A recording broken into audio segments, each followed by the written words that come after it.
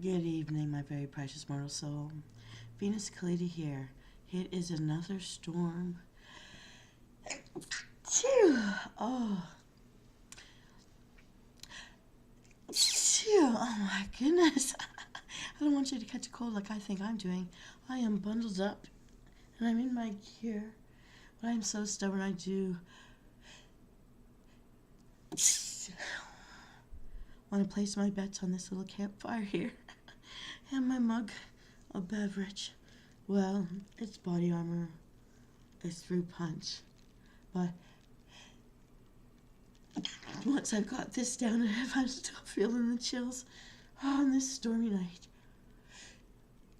Phew, oh my goodness. Wow. Then I guess I'm going to be brewing a pot of something hot real soon. Here we go.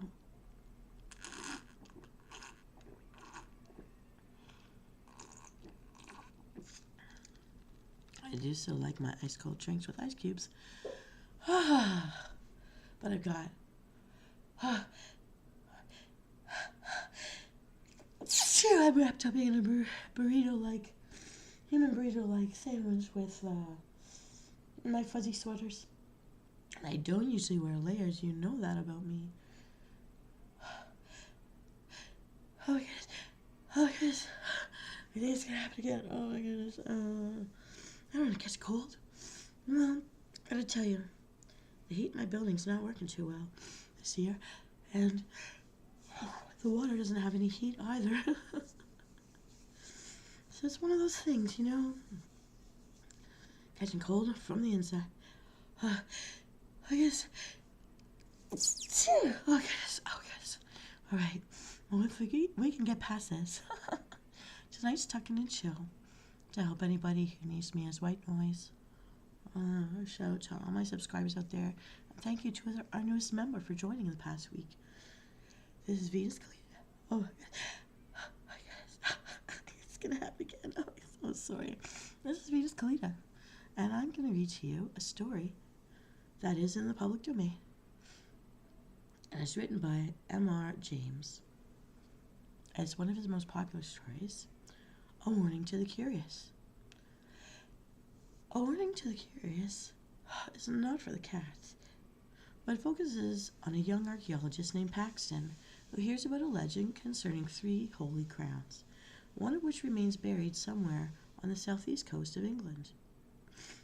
Paxton, he's going to locate this crown. He'll dig it up. Well, let's just say he quickly comes to realize that he should have let it rest. The moment when Paxton and the narrator learn that there was a third person, a ghostly presence, following them, is another standout moment in this fiction. So let's begin. A Warning to the Curious by M.R. James. The place on the East Coast which the reader is asked to consider is Scarborough. It's not very different now from what I remember it to have been when I was a child. Marshes intersected by dikes to the south, recalling the early chapters of The Great Expectations. Flat fields to the north, merging into heath, firwoods, and above all, gorse inland. A long seafront and a street. Behind that, a spacious church of flint, with a broad, solid western tower and a peal of 6 bells. How well I remember their sound on a hot Sunday in August, as our party went slowly up the white, dusty slope of road towards them, for the church stands at the top of a short, steep incline. They rang with a flat, clacking sort of sound on those hot days, but when the air was softer, they were mellower too. The railway ran down to its little terminus farther along the same road.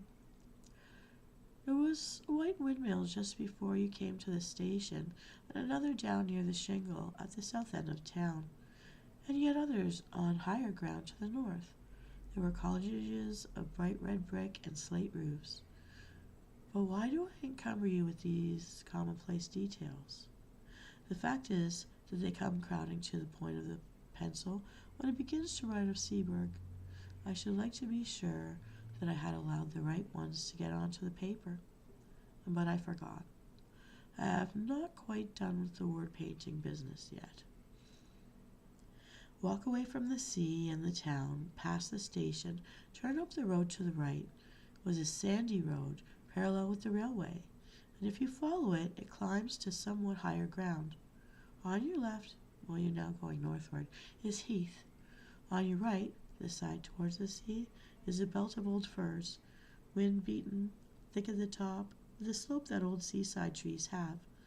Seen in the skyline from the train, they would tell you in an instant, if you did not know it, that you were approaching a windy coast. Well, at the top of this little hill, a line of these firs strikes out and runs towards the sea. There's a ridge that goes that way, and the ridge ends in a rather well-defined mound commanding the level fields of rough grass, and a little knot of fir tree crowns it. And here you may sit on a hot spring day, very well content to look at blue sea, white windmills, red cottages, and bright green grass, a church tower, and distant Martello Tower on the south. As I've said, I began to know Seaburg as a child, but a gap of good many years separates my early knowledge from that which is more recent. Still, it keeps its place in my affections, and any tales of it that I pick up have interest for me. One such tale is this. It came to me in a place very remote from Seaburg, and quite accidentally, from a man whom I had been able to oblige, enough in his opinion to justify his making me his confidant in this extent. I know all that country more or less, he said. I used to go to Scarborough pretty regularly for golf in the spring. I generally put up the Bear with a friend. Henry Long it was. You know him, perhaps. Slightly, I said. And we used to take a sitting room and be very happy there. Since he died, I haven't cared to go there, and I don't know that I should anyhow, after that particular thing that happened on our last visit. It was in April 19 something, and we were there, and by some chance we were almost the only people in the hotel. So the ordinary public rooms were practically empty. We were the most surprised when, after dinner, our sitting room door opened and a young man put out his head. And we were aware of this young man. It was rather a rabbity, anemic subject, light hair and light eyes, but not unpleasing. So when he said, "I beg your pardon, is this a private room?" we did not growl and say, "Yes, it is." But Long said, or I did, no matter which, "Please come in." And, "Oh, may I?" he said, and seemed relieved. Of course, it was obvious that he wanted company, and as he was a reasonable kind of person, and not the sort to bestow his whole family history on you, we were bleak, I said. Yes, he did, but it was really too good of us, and so on. That being got over, he made some book. Long was playing patience, I was writing. It became plain to me after a few minutes that this visitor of ours was in a rather of a state of fidgets, or nerves, which communicated itself to me. So I put away my writing and turned to engaging him in talk. After some remarks which I forgot, he began rather confidentially. "You'll think it very odd of me." This was the sort of way he began. "But the fact is I've had something of a shock. Well, I recommended a drink and some cheering kind, and we had it. The waiter coming in made an interruption, and I thought our young man seemed very jumpy when the door opened. But after a while he got back to his woes again. There was nobody he knew in the place, and he did happen to know who we both were. Turned out there was some common acquaintance in town, and really he did want a word of advice, if we didn't mind. Of course we both said by all means, not at all. And Long put away his cards, and we settled down to hear what his difficulty was. Let me take a swig here before I press on. Good evening, I hope you're enjoying our story, A Warning to the Curious.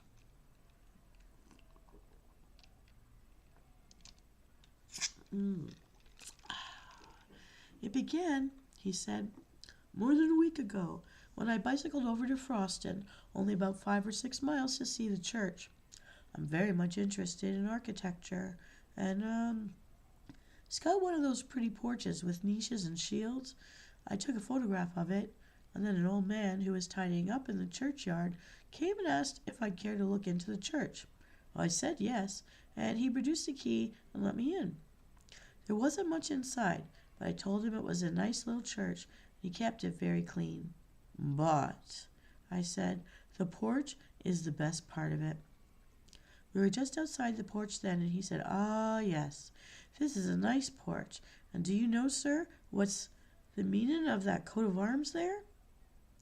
It was the one with the 3 crowns, and though I'm not much of a herald, I was able to say yes. I thought it was the old arms of the kingdom of East Anglia. "That's right, sir," he said. "And do you know the meaning of them 3 crowns on it?" I said I no doubt it was known, but I couldn't recollect to have heard it myself. "Well, then," he said, "for all you're a schoolyard, I could tell you something that you don't know. Them are the 3 old crowns, what was buried in the ground near by the coast to keep the Germans from landing. I can see you don't believe that, but I'll tell you, if it hadn't been for those one of 'em holy crowns being there still, them Germans would have landed here time and again. They would. Landed with their ships and killed man, woman, and child in their beds. Now then, that's the truth of what I'm telling you, that is. And if you don't believe me, you ask the rector. There he comes. You ask him," I says. I looked around, and there was the rector, a nice-looking old man, coming up the path, and before I could begin assuring my old man, who was getting quite excited, that I didn't disbelieve him, and the rector struck in and said, "What's all this about, John? Good day to you, sir. Have you been looking at our little church?" A little talk which allowed the old man to calm down, and the rector asked him again what was the matter. "Oh," he said, "it wasn't nothing. Only I was telling this gentleman he'd ought to ask you about them holy crowns." "Ah, yes, to be sure," said the rector. "That's a very curious matter, isn't it? But I don't know whether the gentleman is interested in our old stories, eh?" "Oh, he'll be interested fast enough," said the old man. "He'll put his confidence in what you tells him, sir. Why, you know William Major yourself, father and son too." Then I put in a word to say how much I should like to hear all about it, and before many minutes I was walking up the village street with the rector, who had 1 or 2 words to say to parishioners, and then to the rectory, where he took me into his study. He had made out on the way that I really was capable of talking an intellectual interest and taking an interest in a piece of folklore. Not quite the ordinary tripper. So he was very willing to talk, and it was rather surprising to me that the particular legend he told me had made its way into paint and print before. His account of it was this: there has always been a belief in these parts in the 3 holy crowns. The old people say they were buried in different places near the coast to keep off the Danes, or the French, or the Germans. And they say that one of the 3 was dug up a long time ago, and another had disappeared by the encroaching of the sea, and one still left doing its work, keeping off invaders. Well now, if you've read the ordinary guides and histories of this county, you'll remember perhaps that in 1687 a crown, which was said to be the crown of Redwald, king of the East Angles, was dug up in Rendlesham, and alas, alas, melted down before it was even properly described or drawn. Well, Rendlesham isn't on the coast, but it isn't so very far inland, and it's on a very important line of access, and I believe that is the crown which the people mean when they say the one has been dug up. Then on the south, you don't want me to tell you that there was a Saxon royal palace which is now under the sea, eh? Well, there was a second crown, I take it, and up beyond these 2, they say, lies the third. Do they say where it is? Of course I asked. He said, yes, Indeed they do, but they don't tell. And his manner did not encourage me to put the obvious question out. Instead of that, I waited a moment and said, "Well, what did the old man mean when he said you keep William Ager, as if that had something to do with the crowns?" "To be sure," he said. "Now that's another curious story. These Agers, it's a very old name in these parts, and I can't find that they were ever people of quality or big owners, these Agers say or said. That their branch of the family were the guardians of the last crown. A certain old Nathaniel Ager was the first one I knew. I was brought up quite near here, and he, I believe, camped out at the place during the whole of the War of 1870. William, his son, did the same. I know, during the South African War. And young William, his son, well, who's only died fairly recently, took lodging in that cottage nearest the spot. I've no doubt hastened his end, for he was a consumptive by exposure and night watching, and he was the last of that branch. It was a dreadful grief to him to think that he was the last, but he could do nothing. The only relations at all near to him were in the colonies. I wrote letters for him to them, imploring them to come over on business very important to the family, but there has been no answer. So the last of the Holy Crowns, if it's there, has no guardian now."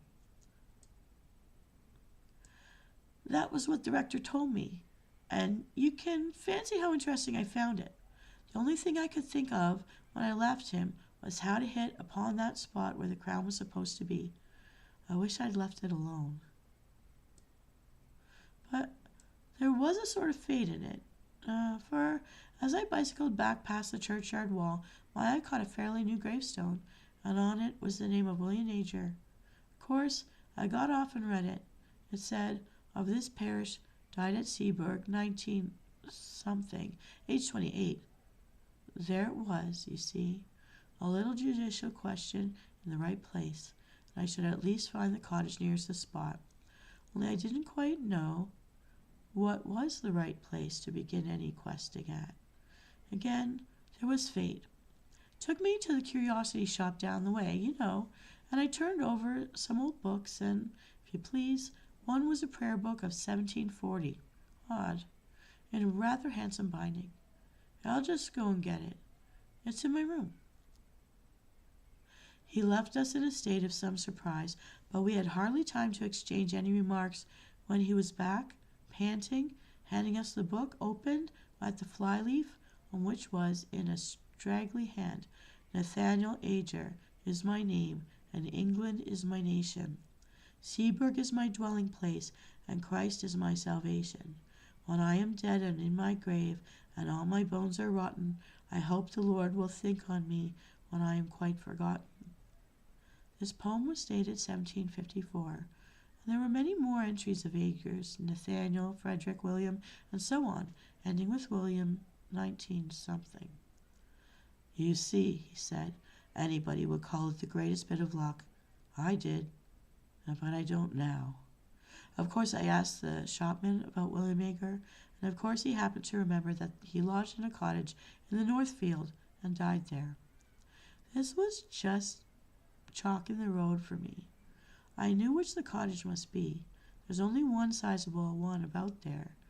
The next thing was to scrape some sort of acquaintance with the people, and I took a walk that way at once.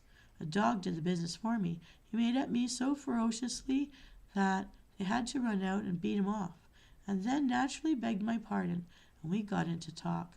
I had only to bring up Ager's name and pretend I knew or thought I knew something of him. Then the woman had said, 'How sad it is of him to die so young,' and she was sure it came of him spending the night out of doors in the old cold weather. Then I had to ask, 'Well, did he go out on the sea at night?' She said, 'Oh, no, it was on the hillock yonder with the trees on it.' And there I was. I know something about digging in these barrows. I've opened many of them in my down country, but this was the owner's leave, and in broad daylight and with men to help. I had to prospect very carefully here before I put a spade in.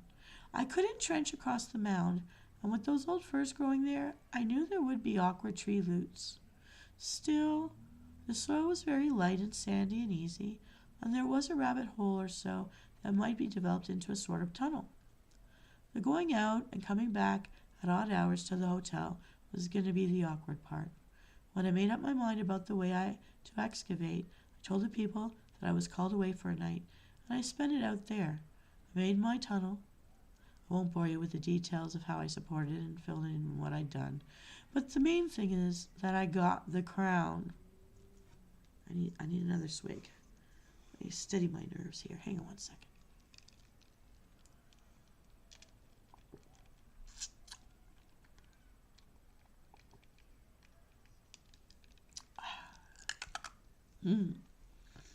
Naturally. We both broke out into exclamations of surprise and interest. I, for one, had long known about the finding of the crown at Rendlesham, and I had often lamented its fate. No one has ever seen an Anglo-Saxon crown. At least, no one had. But our man gazed on us with a tearful, rueful eye. Yes, he said, and the worst of it is, I don't know how to put it back. Put it back? We cried out. Why, my dear sir, you made one of the most exciting finds ever heard of in the country. Of course it ought to go to the jewel house or the tower. What's your difficulty? If you're thinking about the owner of the land and the treasure trove and all that, we can certainly help you through. Nobody's going to make a fuss about nationalities or in a case of this kind. Technicalities. Probably more was said, but all he did was to put his face in his hands and mutter, I don't know how to put it back. Along finally said, You'll forgive me, I hope, if I seem impertinent, but are you quite sure you've got it? I was wanting to ask much the same question myself, for of course the story did seem a lunatic's dream, and when one thought it over, but I hadn't quite dared to ask what might hurt the poor young man's feelings. However, he took it quite calmly, really, with the calm of despair, you might say. He sat up and said, Oh, yes, there's no doubt of that. I have it here, in my loom, locked up in my bag. You can come and look at it if you like. I won't offer to bring it here. We're not likely to let the chance slip. We went with him. His room was only a few doors off. The boots was just collecting shoes in the passage, or so we thought. Afterwards we were not sure. Our visitor, his name was Pardon, well, he was in a worse state of shivers than before, and went hurriedly into the room, and beckoned us after him, turned on the light, and shut the door carefully. Then he unlocked his kit bag and produced a bundle of clean pocket handkerchief in which something was wrapped, laid it on the bed, and undid it. I can now say I have seen an actual Anglo-Saxon crown. It was of silver, as the Rendlesham one is always said to have been. It was set with some gems, mostly antique intaglios and cameos, was of a rather plain, most rough workmanship. In fact, it was like those you see in the coins and the manuscripts. I found no reason to think it was later than the 9th century. I was intensely interested, of course, and I wanted to turn it over in my hands, but Paxton prevented me. Don't you touch it, he said. I'll do that. And with a sigh that was, I declare to you, dreadful to hear, he took it up and turned it about so we could see every part of it. Seen enough? He said at last.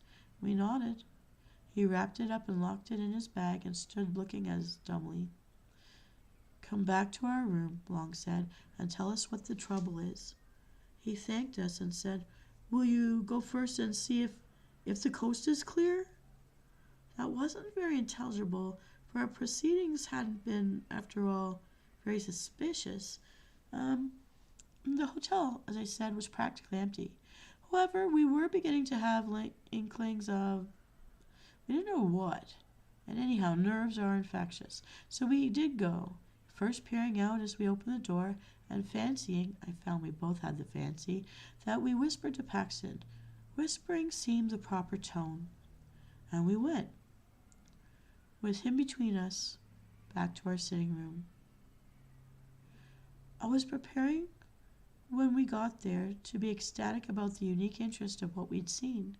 When I looked at Paxton, I saw that wouldn't be terribly out of the place, and I felt it to him to begin. What is to be done, was his opening. Long thought it right, as he explained to me afterwards, to be obtuse, and said, why did not find out who the owner of the land is and inform... Oh, no, no, Paxton broke in impatiently. I beg your pardon. You've been very kind, but don't you see it's got to go back? I daren't be there at night, and daytime's impossible. Perhaps, though, you don't see. Well, then, the truth is that I've never been alone since I touched it. I was beginning some fairly stupid comment, but Long caught my eye, and I stopped. Long said, I think I do see, perhaps, but wouldn't it be a relief to tell us a little more clearly what the situation is? Then it all came out. Paxton looked over his shoulder and beckoned us to come nearer to him, and began speaking in a low voice. We listened most intently, of course, and compared notes afterward, and I wrote down our versions, so I'm confident I have what he told us almost word for word. He said, it began when I was first prospecting and put me off again and again. There was always somebody, a man, standing by one of the firs. There was in daylight, you know. He was never in front of me. I always saw him with the tail of my eye on the left or the right. He was never there when I looked straight for him. I would lie down for quite a long time and take careful observations and make sure there was no one. And then, when I got up and began prospecting again, there he was. He began to give me the hints. Besides, for wherever I put my prayer book, short of locking it up, which I did at last, when I came back to my loom, it was always out on my table, open at the flyleaf where the names are, and one of my razors across it to keep it open. I'm sure he just can't open my bag, or something more would have happened. You see, he's light and weak, but all the same, I daren't face him. Well then, when I was making the tunnel, of course it was worse, and if I hadn't been so keen, I should have dropped the whole thing and run. It was like someone scraping at my back all the time. I thought for a long time it was only soil dropping on me, but as I got near the crown, it was unmistakable. And when I actually laid it bare and got my fingers into the ring of it and pulled it out, there came a sort of cry behind me. Oh, I can tell you how desolate it was, and horribly threatening too, to spoil all my pleasure in my find. Cut it off that moment, and if I hadn't been the wretched fool I am, I should have put the thing back and left it. But I didn't. The rest of the time was just awful. I had hours to get through before I could decently come back to the hotel. First, I spent the time filling up my tunnel, covering my tracks, and all the while he was there trying to thwart me. Sometimes, you know, you see him, and sometimes you don't.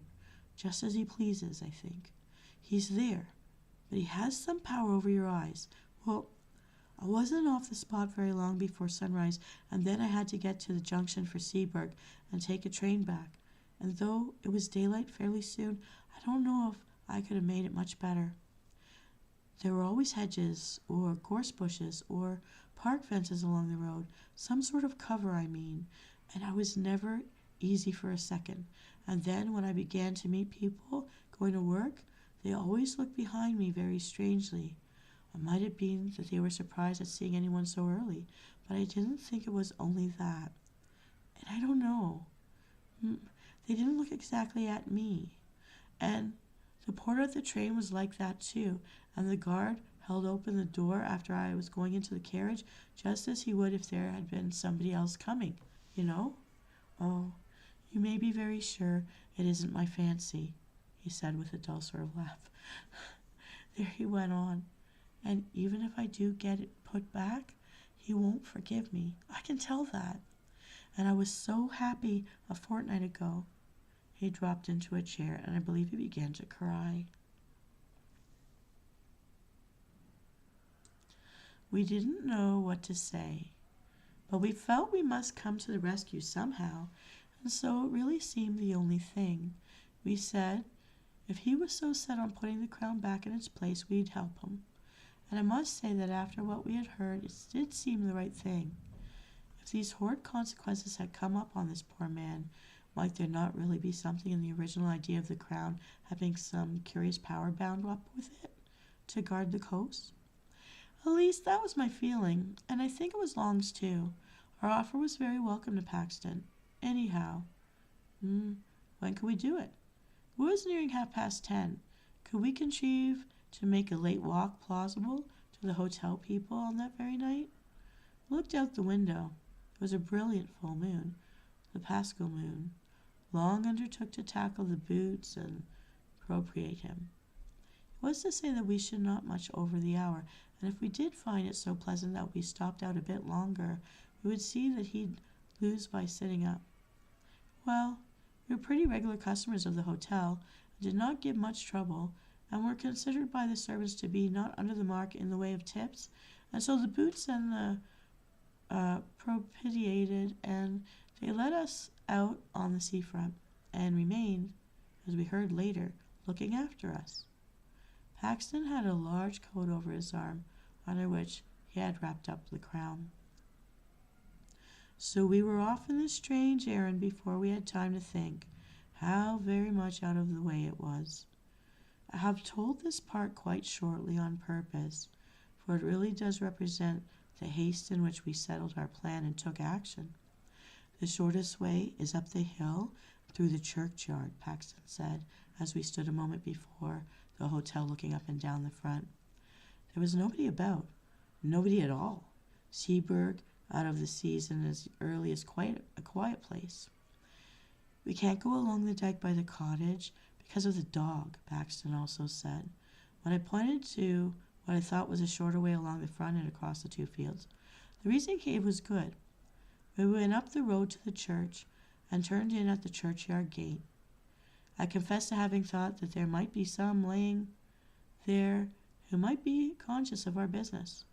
But if it was so, I was also conscious that one who was on their side, so to say, had us under surveillance, and we saw no sign of them. But under observation we felt we were, and as I've never felt it at any other time. Especially was it so when we passed out into the open fields, them along hedges, though I would sooner have been in the open, where I could see if anyone was visible behind me, over a gate or two, and then a swerve to the left, taking us up on the ridge which ended in that mound. I'm going to take a swig. Here we go, bottoms up.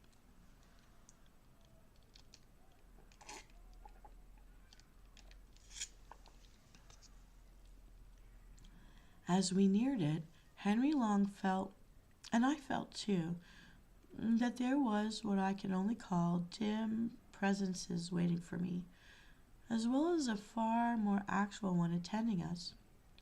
Of Paxton's agitation all this time I can give you no adequate picture. He breathed like a hunted beast, and he could not either of us look at his face. How he would manage when we all got to that very place, we had not troubled to think.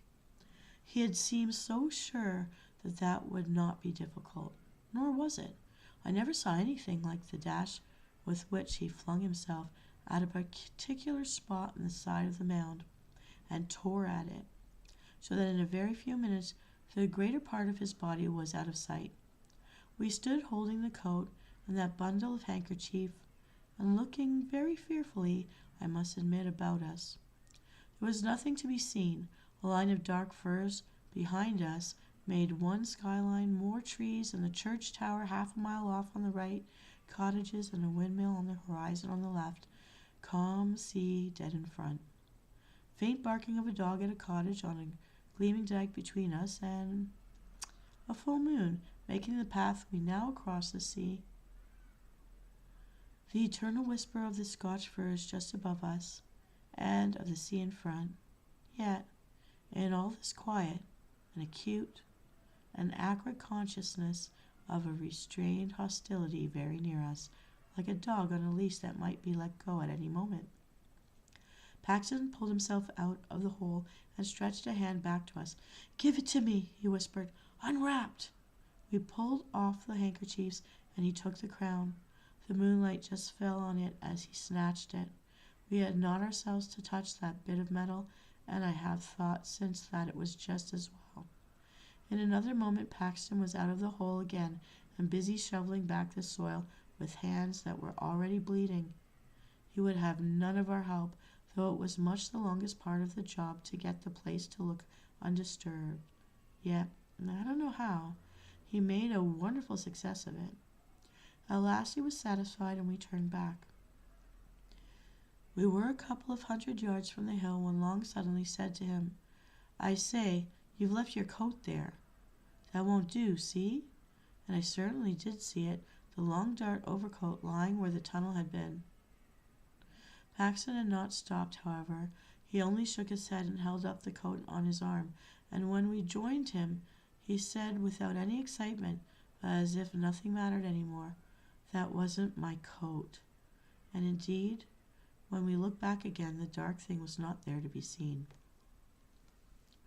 Well, we got out onto the road and came rapidly back that way.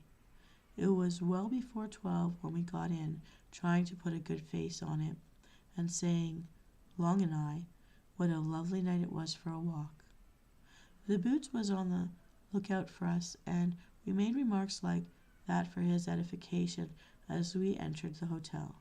He gave another look up and down the seafront before he looked to the front door and said, "You didn't meet many people about, I suppose, her?" "No, indeed, not a soul," I said, at which I remember Paxton looking oddly at me.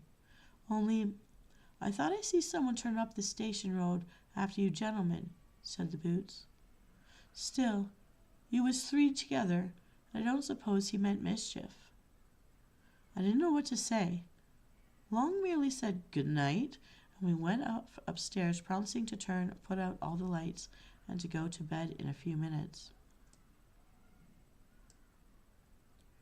Back in our room, we did our very best to make Paxton take a cheerful view. "There's the crown safe back," we said. "Very likely you'd have done better not to touch it." He heavily assented to that.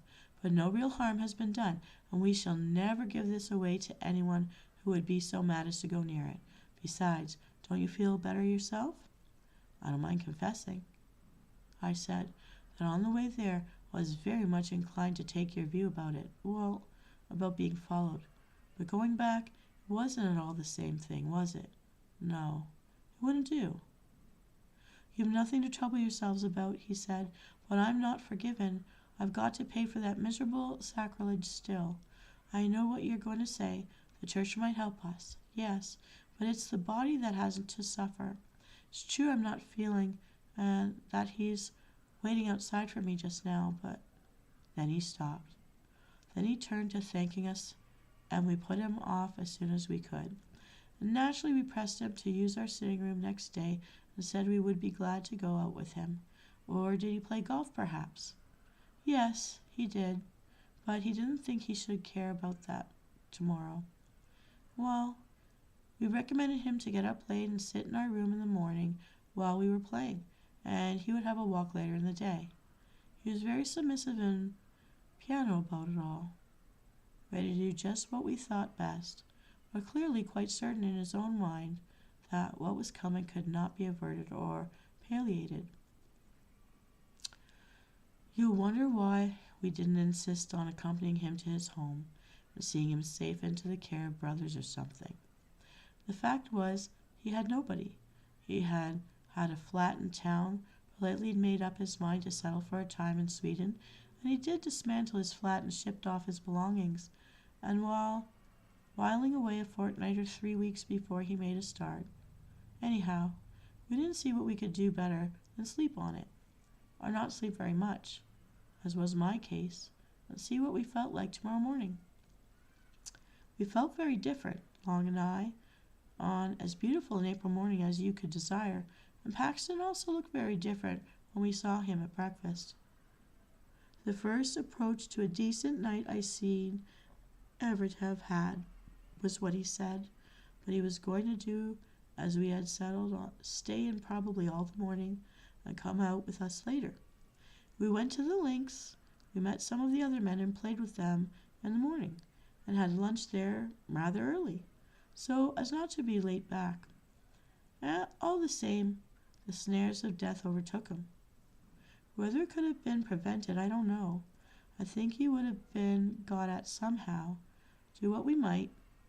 Anyhow, this is what happened. We went straight up to our room. Paxton was there reading quite peaceably. Ready to come out shortly? Said Long. Say, in half an hour's time? Certainly, he said, and I said we would change first and perhaps have baths and call for him in a half hour. I had my bath first and went and lay down on my bed and slept for about 10 minutes. We came out of our rooms at the same time and we went together to the sitting room. Paxton wasn't there, only his book. Nor was he in his room, nor in the downstairs rooms. We shouted for him. A servant came out and said, "Why, I thought you gentlemen was gone out already, and so did the other gentleman. He heard you a-calling from the path there and ran out in a hurry, and I looked out the coffee-room window, but I didn't see you. However, he ran off down the path, the beach that way." Without a word, we ran that way too. It was the opposite direction of the last night's expedition. It wasn't quite 4 o'clock, and the day was fair, though not so fair as it had been. So that was really no reason, you'd say, for anxiety. With people about, surely a man couldn't come to much harm. But something in our look as we ran out must have struck the servant, for she came out in the steps and pointed and said, "Yes, that's the way he went." We ran on as far as the top of the shingle bank, and there pulled up. There was a choice of ways, past the houses on the seafront, or along the sand at the bottom of the beach, which the tide, being now out, was fairly broad. Or, of course, we might keep along the shingle between these two tracks and have some view of both of them. Only that was heavy going. We chose the sand, for that was the loneliest, and someone might come to harm there without being seen from the public path. Gonna take a swig. Here we go.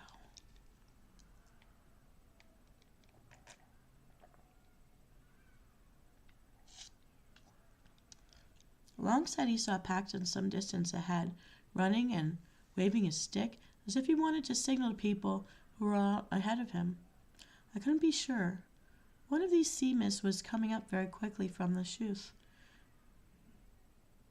There was someone, that's all I could say. And there were tracks on the sand as if someone running who wore shoes, and there were other tracks made before those, for the shoes sometimes trod in them and interfered with them, of someone not in shoes. Oh, of course, it's only my word you've got to take for all this. Long's dead. We'd no time or means to make sketches or take casts, and the next tide washed everything away. All we could do was to notice these marks as we hurried on, what there were, over and over again, and we had no doubt what we saw was the track of a bare foot, and one that showed more bones than flesh. The notion of Paxton running after anything like this, and supposing it to be the friends he was looking for, was very dreadful to us. You can guess that we fancied how the thing he was following might stop suddenly and turn around on him, and what sort of face it would show, half seen at first in the mist, which all the while was getting thicker and thicker. And as I read on, wondering how the poor wretch could have been lured into mistaking that thing for us, I remembered his saying, "He has some power over your eyes." And then I wondered what the end would be, for I had no hope now that the end could have been averted.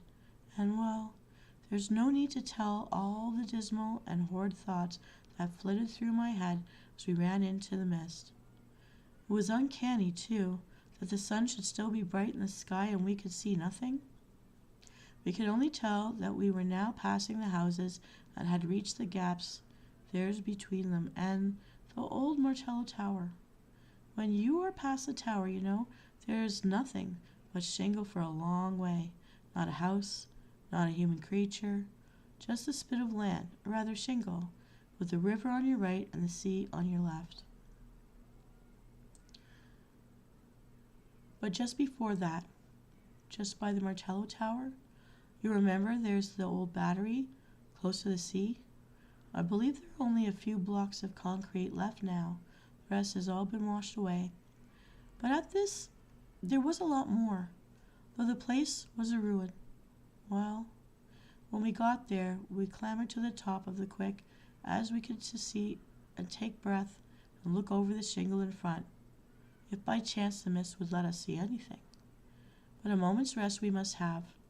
We had run a mile at least. Nothing whatever was visible ahead of us, and we were just turning by common consent to get down and run hopelessly on when we heard what I can only call a laugh.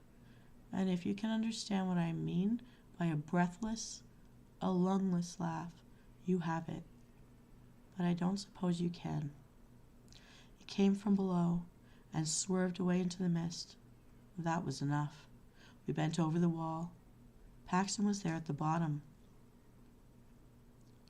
You don't need to be told that he was dead.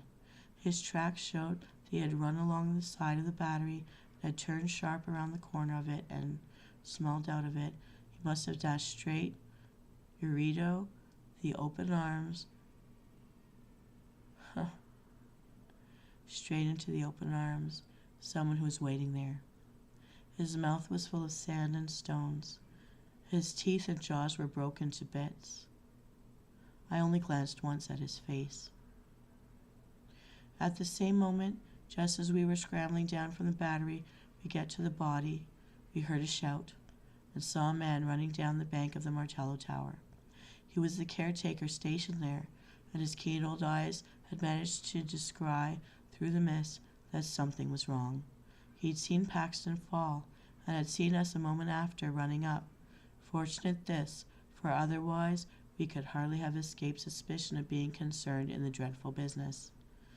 Had he, we asked, caught sight of anybody attacking our friend? He could not be sure. We sent him off for help and stayed by the dead man till they came with a stretcher. It was then that we traced out how he could come on the narrow fringe of sand under the battery wall. The rest was shingle. It was hopelessly impossible to tell whither or other had gone. What were we to say to the inquest? It was a duty we felt not to give up, there and then, the secret of the crown, to be published in every paper. I don't know how much he would have told, but what we did agree upon was this: to say that we had only made acquaintance with Paxton the day before, that he had told us he was under some apprehension of danger at the hands of a man called William Egger. Also, that we had seen some other tracks beside Paxton's when we followed him along the beach. But of course by that time everything was gone from the sands. No one had any knowledge, fortunately, of any William Egger living in the district. The evidence of the man at the Martello Tower freed us from all suspicion. All that could have been done was to return a verdict of willful murder by some person or persons unknown. Paxton was totally without connections, that all the inquiries that were subsequently made ended in a no thoroughfare. And I've never been at Seaburg, or even near it, since.